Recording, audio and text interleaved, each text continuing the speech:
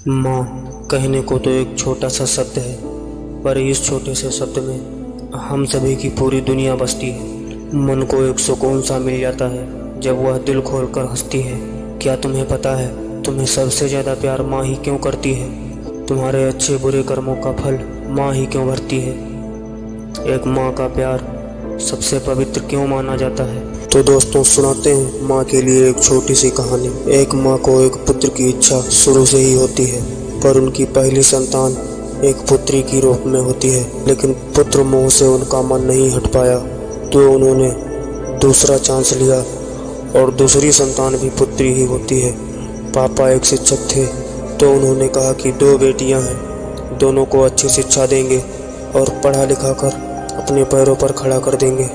पर माँ अनपढ़ थी, तो उनकी भावनाएं और उनका मतलब शायद नहीं समझ पाई और उन्होंने पुत्र मोह में पड़कर ऑपरेशन करवाने से मना कर दिया। तीसरी बार आस लगाई गई कि अब की बार तो पुत्र का ही जन्म होगा, परंतु भाग्य की गति देखिए, माँ की भक्ति में शायद कमी रह गई थी। तीसरी बार भी घर में पुत्री का ही जन्म हुआ। इसे भाग्य कहिए या विडंबना कि चौथी बार भी घर में एक पुत्री का ही जन्म हुआ। परंतु एक माँ जो सिर्फ पुत्र प्रेम में बंधी हुई थी, कहाँ हार मानने वाली थी। पापा जो सिर्फ 2 ही बच्चों के पक्ष में थे, चाहते हुए भी कुछ न कर पाए और 5वीं संतान के रूप में एक पुत्र का जन्म हुआ। घर में हर तरफ खुशियाँ ही खुशियाँ दिखाई दे रही थी। बहनें उसके छोटे छोटे पैरों को देखकर बहुत ही खुश हो रही थी और माँ की खुशी का तो ठिकाना ही नहीं था। परिवार में सबसे सुंदर, सबकी आंखों का तारा, सभी बहनों का लाडला, हर कोई कहता जितना देर से आया है उतना ही सुंदर है। गांव की औरतों ने माँ से कहा कि 4 बेटियां हैं, एक बार और प्रयास करो। भोली भाली माँ उनकी बातों में आ जाती है और एक बार फिर से प्रयास करती है। फिर घर में एक और पुत्र का जन्म होता है। घर में कमाने वाले सिर्फ एक ही इंसान थे, उनके पिताजी।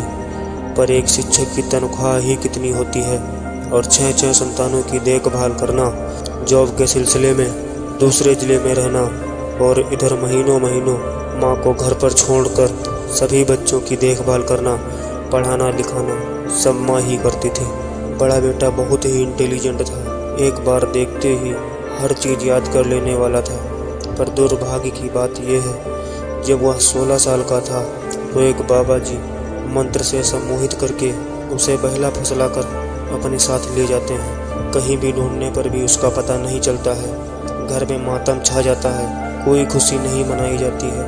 हर पल हर समय सिर्फ उसी को याद किया जाता है। सबसे इंटेलिजेंट, बहनों को बहुत चाहने वाला, उनकी रक्षा के लिए क्या नहीं कर गुजरने वाला, उनकी दुआओं का असर कहिए या माँ के प्रेम का बंधन। 6-7 महीने के बाद उसे घर की याद आती है और वह घर पर फ़ोन करके अपना पता बताता है। फिर क्या था, पापा जी और चाचा जी मिलकर उसको लेने चले जाते हैं और अपने बेटे के साथ में वापस आते हैं। परंतु आने के बाद भी बाबा जी फ़ोन करके बुलाना चाहते थे। बहुत बार मना करने के बाद भी वह बाबा उसका पीछा ही नहीं छोड़ता। परिवार वाले सोचते हैं कि कहीं दोबारा से ना चला जाए, उसकी शादी कर देते हैं। 17 वर्ष की आयु में उसकी शादी हो जाती है। शादी के 4 महीने बाद ही भाई और भाभी आत्महत्या कर लेते हैं। परिवार पर दुख का पहाड़ टूट पड़ता है। माँ जिसका सिर्फ और सिर्फ एक ही सपना था, माँ बिल्कुल अधूरी हो जाती है और बार बार पुत्र के वियोग में बेसुध रहती है। यह कैसा पुत्र प्रेम है? पुत्र को माँ ने इतनी मिन्नतों के बाद प्राप्त किया, वही उसे छोड़कर चला गया। कहानी अच्छी लगी हो तो कमेंट में माँ जरूर लिखें और चैनल को सब्सक्राइब करें, वीडियो को लाइक करें।